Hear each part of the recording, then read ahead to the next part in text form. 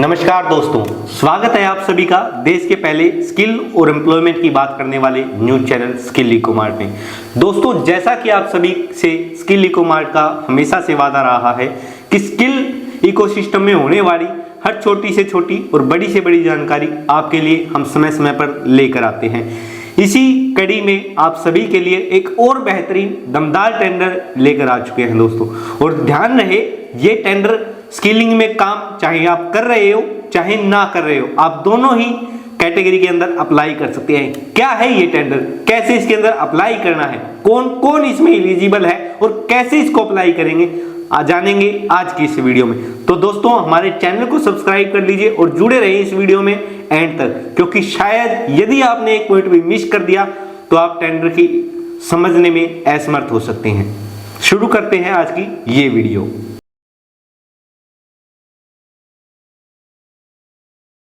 PSDM यानी कि Punjab skill development mission, Punjab सरकार की यूनिट दोस्तों, पंजाब स्किल डेवलपमेंट मिशन ने एक बेहतरीन अपॉर्चुनिटी उन सभी लोगों के लिए लेके आई है जो स्किल इकोसिस्टम में काम कर रहे हैं या फिर काम करना चाहते हैं।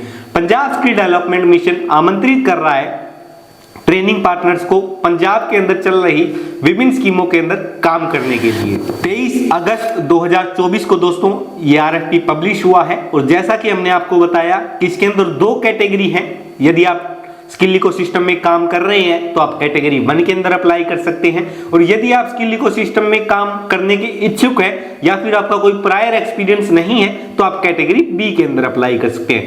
एप्लीकेशन फीस जो इस टेंडर को लगाने की है दोस्तों वो है 25,000 रुपए।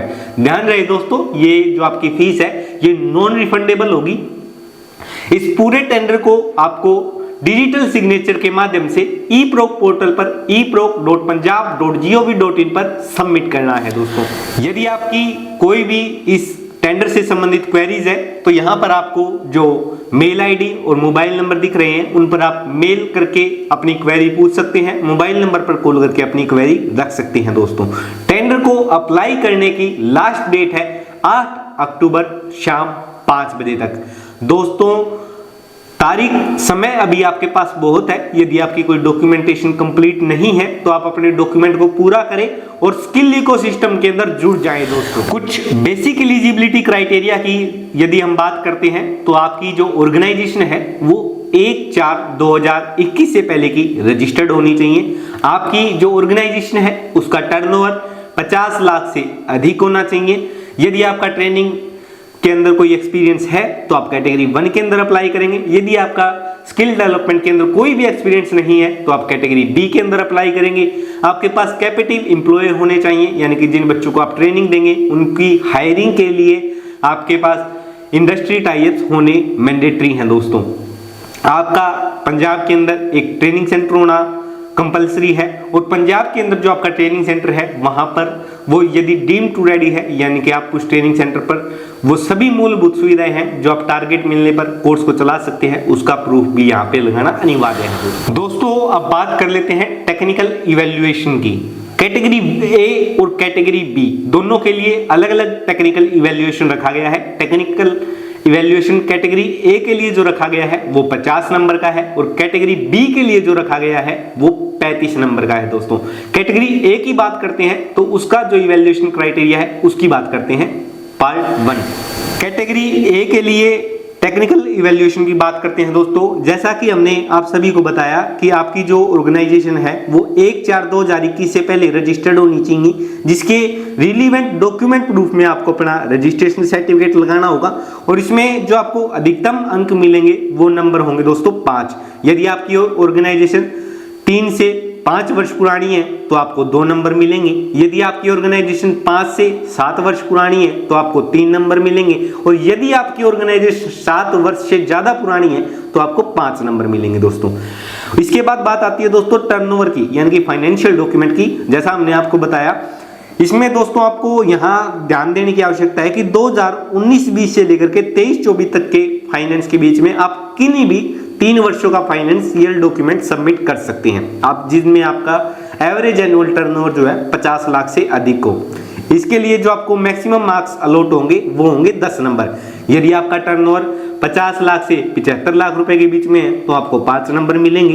यदि आपका टर्नओवर 75 लाख से 1 करोड़ के बीच में है तो आपको 7 नंबर मिलेंगे। और यदि आपका टर्नओवर 1 करोड़ से अधिक है तो आपको पूरे 10 नंबर मिलेंगे दोस्तों। एक एडिशनल पॉइंट यहां पर यह रखा गया है कि आपकी जो नेटवर्थ है 31/3/2024 की वो सीए सर्टिफाइड होनी चाहिए और पॉजिटिव नेटवर्थ होनी चाहिए। नेगेटिव नेटवर्थ को यहाँ पर रिकमेंड नहीं किया गया है दोस्तों, ये आपको ध्यान रखने की आवश्यकता है। बात करते हैं स्किल ट्रेनिंग के एक्सपीरियंस की, तो यदि 1/4/2019 से आपके पास जो आपको वर्क ऑर्डर मिले हैं, सैंक्शन ऑर्डर मिले हैं, एमओयू टाई अप है, वो आपको यहाँ पर लगाने होंगे। इसके अधिकतम अंक आपको जो मिलेंगे वो 5 नंबर होंगे। यदि आपका 2 से 3 वर्ष का अनुभव है स्किल डेवलपमेंट में तो आपको 3 नंबर मिलेंगे, और 3 वर्ष से अधिक का अनुभव है तो आपको यहाँ पर पूरे 5 नंबर मिलेंगे दोस्तों। बात आती है ट्रेनिंग परफॉर्मेंस की। 1/4/2019 से जो अभी तक आपकी ट्रेनिंग परफॉर्मेंस रही है, इसकी डिक्लेरेशन आप गवर्नमेंट के लेटर हेड पर या फिर आप अपनी खुद की ऑर्गेनाइजेशन के लेटर हेड पर भी दे सकते हैं। यदि आपने 100 से 250 बच्चों को पढ़ाया है तो आपको 2 नंबर मिलेंगे। 250 से 500 बच्चों को पढ़ाया है तो आपको 3 नंबर मिलेंगे, और 500 से अधिक बच्चों को पढ़ाया है तो आपको पूरे 5 नंबर मिलेंगे दोस्तों। ट्रेनिंग के बाद बात आती है दोस्तों एम्प्लॉयमेंट की। 2019 से लेकर के अभी 2024 तक आपने जितनी भी प्लेसमेंट करवाई है उसकी जानकारी आपको यहाँ पर देनी है। ये आप या तो रिस्पेक्टिव डिपार्टमेंट अपने वर्क कंप्लीशन लेटर के अंदर दिख सकता है, या फिर आप अपने ऑर्गेनाइजेशन के लेटर हेड पर इसकी डिक्लेरेशन दे सकते हैं, या फिर आप एमओयू की कॉपी इसके लिए लगाएंगे दोस्तों। अधिकतम इसके अंक आपको 5 मिलेंगे। 50 से 60% यदि आपकी प्लेसमेंट रही है तो आपको 2 नंबर मिलेंगे। 60 से 70% यदि आपकी प्लेसमेंट रही है तो आपको 3 नंबर मिलेंगे, और 70% से ज्यादा यदि आपकी प्लेसमेंट रहती है दोस्तों तो आपको पूरे 5 के 5 नंबर मिलेंगे। भविष्य के अंदर अपने कैंडिडेट की ट्रेनिंग के बाद जो प्लेसमेंट है या फिर अप्रेंटिस है उसकी अपॉर्चुनिटीज के लिए आपके पास इंडस्ट्री के जो टाई अप होने चाहिए उसके आपको अधिकतम 5 अंक मिलेंगे दोस्तों। यदि आपके टाई अप 2 से 5 है तो आपको 3 अंक मिलेंगे, 5 से 10 है तो 4 अंक मिलेंगे, और 10 से अधिक है तो पूरे 5 नंबर मिलेंगे दोस्तों। फिर बात आती है दोस्तों आपके ट्रेनिंग सेंटर के इंफ्रास्ट्रक्चर की। जो आपका ट्रेनिंग सेंटर पंजाब के अंदर मौजूद है, इसके डॉक्यूमेंट्री प्रूफ के अंदर आपको अपना रजिस्ट्रेशन सर्टिफिकेट या फिर आपको रेंट लीज एग्रीमेंट और जियो tagged photo. Geo tag photo का आपको स्पेशल ध्यान रखना है दोस्तों। आपको जियो टैग फोटो अपने प्रत्येक सेंटर की यहाँ पर देनी होगी। यदि आपका सेंटर रेंटेड है तो आपको 1 नंबर मिलेगा, यदि आपका लीज्ड है तो आपको 3 नंबर मिलेंगे, और यदि आपका खुद का सेंटर है ओनर प्रूफ यदि आपके पास है तो आपको 5 नंबर मिलेंगे दोस्तों। फिर बात आती है दोस्तों ready to start training centre की, यानी कि जहां पर आप ट्रेनिंग सेंटर अपना जो है प्रपोज्ड लोकेशन है, यदि वहां पर वो सारी मूलभूत सुविधाएं हैं जो आपको ट्रेनिंग शुरू करने के लिए सहायक होंगी, तो आपको अपने टीओटी सर्टिफिकेट, अपने ट्रेनर्स की डिटेल, लैब वगैरह की फोटो और जियो टैग फोटो पूरे ट्रेनिंग सेंटर की आपको अपलोड करनी होगी। 10 नंबर इसके अधिकतम रखे गए हैं दोस्तों। और यदि आपका एक भी ट्रेनिंग सेंटर ऐसा है जहां पर एक भी जॉब रोल ऐसा है जो आप ट्रेनिंग शुरू कर सकते हैं तो उसके आपको पूरे के पूरे 10 नंबर मिलेंगे। यहाँ पर बात ध्यान रखने की जो है दोस्तों वो ये है कि 50 नंबर का टोटल इवैल्यूएशन क्राइटेरिया है, और 50 में से 30 नंबर इस टेक्निकल इवैल्यूएशन को पार करने के लिए आपको आवश्यक होंगे दोस्तों। इसके बाद आपको अपने प्रेजेंटेशन के माध्यम से अपना एक्शन प्लान बताना होगा, जिसके अंदर आपको 4 पॉइंट को कंसीडर करना है, और अधिकतम जिसके आपको 10 अंक प्राप्त होंगे। पहला जो पॉइंट है वो है कि आप इंप्लीमेंटेशन कैसे करेंगे प्रोजेक्ट की जब आपको टारगेट मिल जाएगा, यानी कि आपको अप्रोच और मेथोलॉजी बतानी होगी दोस्तों, जिसके आपको अधिकतम 3 अंक मिलेंगे। प्लान की मॉनिटरिंग कैसे करेंगे प्रोजेक्ट को एफिशिएंटली इफेक्टिवली रन करने के लिए, इसके आपको 2.5 अंक मिलेंगे। एग्जिस्टिंग प्रोसेस क्या है आपके पास एलुमनी आफ्टर प्लेसमेंट, जो बच्चे आपसे ट्रेनिंग प्राप्त करने के बाद रोजगार प्राप्त कर रहे हैं उनको आप कैसे ट्रैक करते हैं उसकी आपको स्ट्रेटजी बतानी होगी, 2 अंक आपको उसके मिलेंगे। और employability potential assessment based on target demand and MOU, इसकी डिटेल के आपको 2.5 नंबर मिलेंगे दोस्तों। फाइनल इवैल्यूएशन फॉर इम्पैनलमेंट के लिए आपको टोटल मार्क्स में से 50% का क्राइटेरिया क्रॉस करना नेसेसरी है दोस्तों। ये तो थी बात दोस्तों कैटेगरी ए के लिए। अब बात आती है कैटेगरी बी, जिन लोगों का कोई prior experience training and skill development के अंदर नहीं है और वो स्किल इकोसिस्टम के अंदर एंटर करना चाहते हैं, उनके लिए क्या इवैल्यूएशन क्राइटेरिया रखा गया है, आइए देखते हैं। फर्स्ट क्राइटेरिया वही है दोस्तों कि आपकी ऑर्गेनाइजेशन 1/4/2021 से पहले रजिस्टर्ड होनी चाहिए। प्रूफ के रूप में आपको रजिस्ट्रेशन सर्टिफिकेट लगाना होगा। अधिकतम अंक 5 रखे गए हैं। यदि आपकी ऑर्गेनाइजेशन 3 से 5 वर्ष पुरानी है तो आपको 2 नंबर मिलेंगे। यदि आपकी ऑर्गेनाइजेशन 5 से 7 वर्ष पुरानी है तो आपको 3 नंबर मिलेंगे और 7 से अधिक वर्ष पुरानी है तो आपको पूरे के पूरे 5 नंबर मिलेंगे दोस्तों।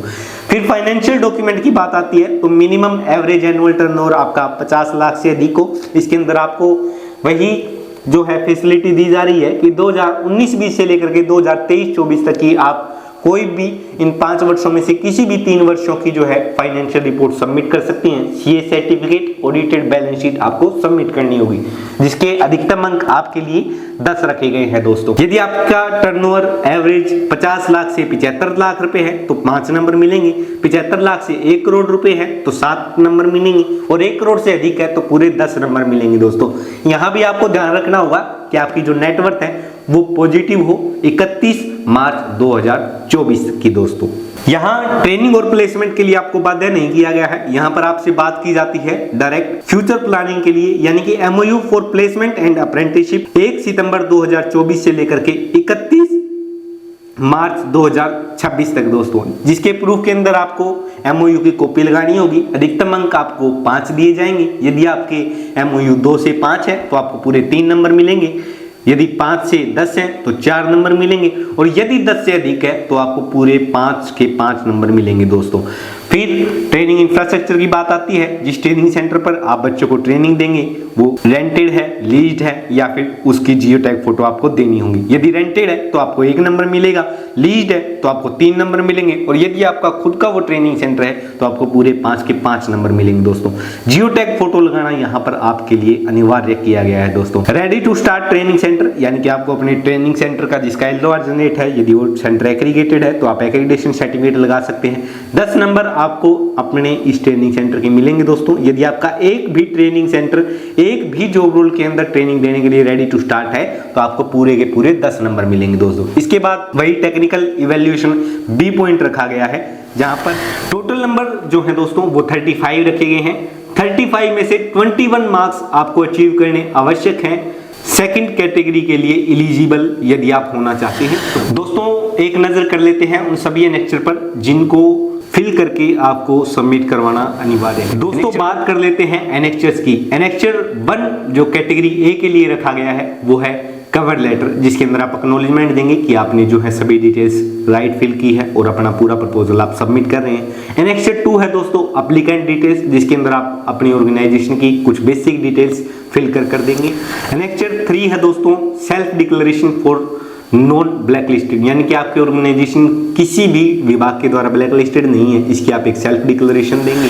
एनेक्चर A1 है दोस्तों टर्नओवर के लिए, यानी कि आपका जो एवरेज एनुअल टर्नओवर कितना है ये आपको CA के लेटर हेड पर रिक्वायर होगा।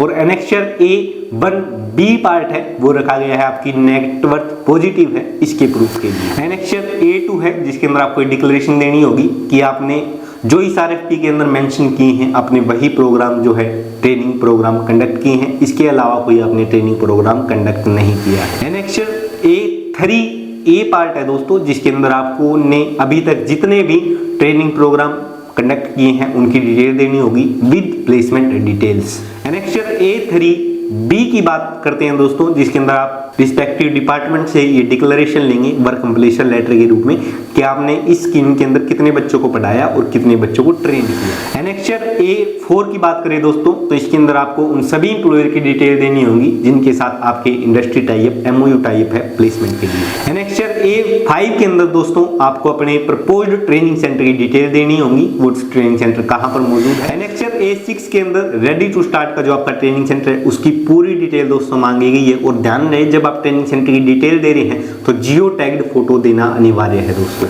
एनेक्चर A7 की बात करें तो जो टेक्निकल इवैल्यूएशन के दौरान आपने जितने मार्क्स अचीव किए हैं उनकी एक समरी आपको यहाँ पर देनी होगी। फिर बात आती है दोस्तों कैटेगरी B के लिए, जो स्टार्टिंग के एनेक्चर हैं वो आप सभी के कॉमन रहेंगे, लेकिन एनेक्चर B जो रखा गया है वो कैटेगरी बी के लिए है, जिसके अंदर उन्हें अपने टर्नओवर की डिटेल्स प्रोवाइड करवानी होगी। यहाँ पर ध्यान रहे दोस्तों कि कैटेगरी ए का जो टर्नओवर सर्टिफिकेट है उसके अंदर स्किलिंग से वो कितनी अर्निंग करते हैं इसका जिक्र है, परंतु कैटेगरी बी के टर्नओवर सर्टिफिकेट में इसका कोई जिक्र नहीं है। एनेक्चर बी 1 पार्ट बी के अंदर दोस्तों पॉजिटिव नेटवर्थ के लिए ये सर्टिफिकेट दिया गया है जो सीए के लेटर हेड पर यूटी नंबर के साथ रिक्वायर्ड है। एनेक्चर बी2 के अंदर दोस्तों वो डिटेल मांगी गई है जो आपके ऑर्गेनाइजेशन के इंडस्ट्री टाइप है कैपिटिव प्लेसमेंट के लिए। एनेक्चर बी3 है दोस्तों जिसके अंदर आपसे डिटेल मांगी गई है अपने प्रपोज्ड लोकेशंस के लिए, जियो टैग फोटो लगाना यहाँ आपके लिए अनिवार्य है। एनेक्चर बी4 वही दोस्तों रेडी टू स्टार्ट जो आपका ट्रेनिंग सेंटर है जहाँ पर आप ट्रेनिंग करवाने के लिए बिल्कुल तैयार है, उसकी डिटेल्स आपको यहाँ पर देनी है। एनेक्चर बी5 जिसके अंदर आपको कैटेगरी बी का जो सेल्फ इवैल्यूएशन है उसकी डिटेल्स आपको देनी होगी, कितने मार्क्स आपने अचीव किए, उसका जो रिलेवेंट डॉक्यूमेंट्री प्रूफ है वो आपने कितने पेज नंबर पर अटैच किया। ये था दोस्तों एक धमाकेदार टेंडर जो पंजाब स्किल डेवलपमेंट मिशन ने हाल ही में लॉन्च किया है। ये वीडियो थोड़ी लेंथी जरूर हो गई होगी, परंतु यदि आप सभी पॉइंट्स को ध्यान में रखते हुए इस टेंडर के लिए अप्लाई करते हैं तो आपके परिणाम जो है सकारात्मक होने की उम्मीद रहती है दोस्तों।